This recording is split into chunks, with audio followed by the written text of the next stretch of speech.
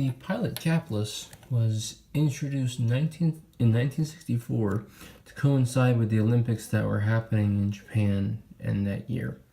It was a marvel of engineering and is still the test of time, to be quite honest with you.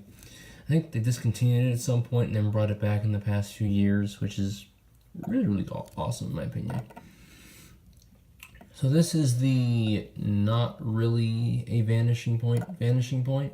It's the real thing. It's from Pilot, but it has the non-gold steel nib in it, which is perfectly fine in my book. This pen costs $75, shipped to my door, and if you have, discount codes, gift cards, you make it even cheaper. It took about a month to get here because it's from Japan, but you gotta do what you gotta do, right? Everyone pretty much knows this. It has a click mechanism in it, and the nib retracts in and out. Now, this pen is super useful. I used to carry, a ballpoint around almost everywhere, and since I started carrying this, it has just made my life a heck of a lot easier. The clip is right here, which many people have said that they don't like. For longer writing sessions, I'm not going to be using this pen. I'm going to be using something else.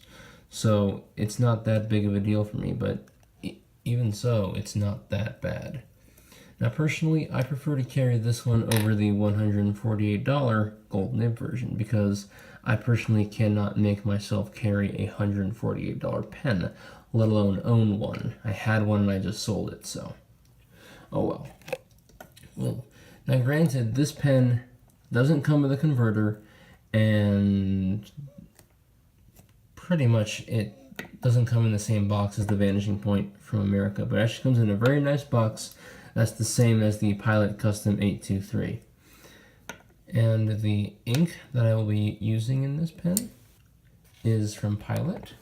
It is this massive Pilot BlueBlack ink in it, which has some really awesome sheen to it. It has a nice red sheen, and it's much cheaper than you might imagine. This whole bottle was really $23, and it's 350 milliliters. Now what's fun is this bottle, I can come back up to it here. This bottle is the same bottle that a lot of Japanese companies, like Kikkoman and other companies, use for sesame oil. And I know that because of the opening up here in the cap. You got to tear it off, a little pull tab type thing, kind of like the old beers were. And I found that kind of entertaining.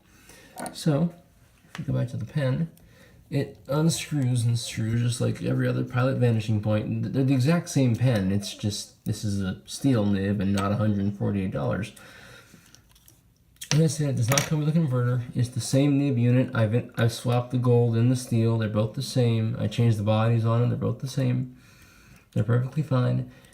As I said, it does not come with a converter, but it comes with an empty cartridge, which you can use to fill up your own ink, as well as a full cartridge of of Pilot Blue,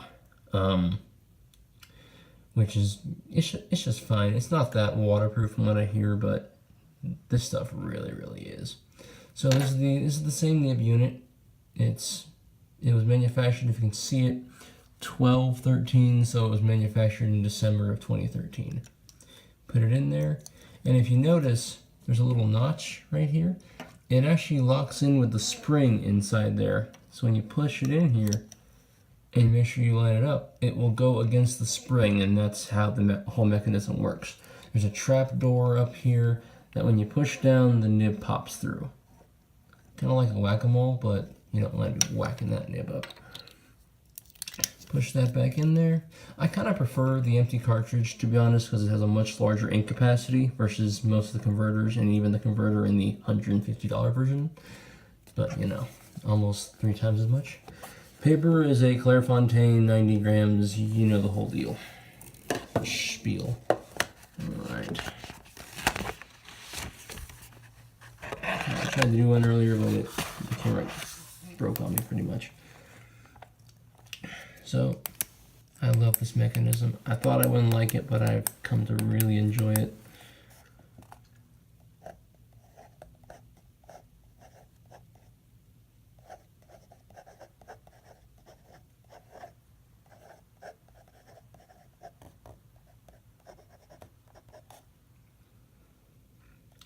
This nib is a little bit wet. It's not as wet as the other version of it, but it is plenty wet in my opinion.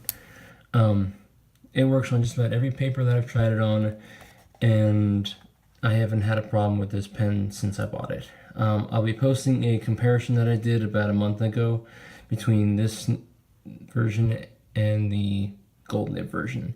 I prefer this just so much more. I just can't make myself carry $150 of a pen on me.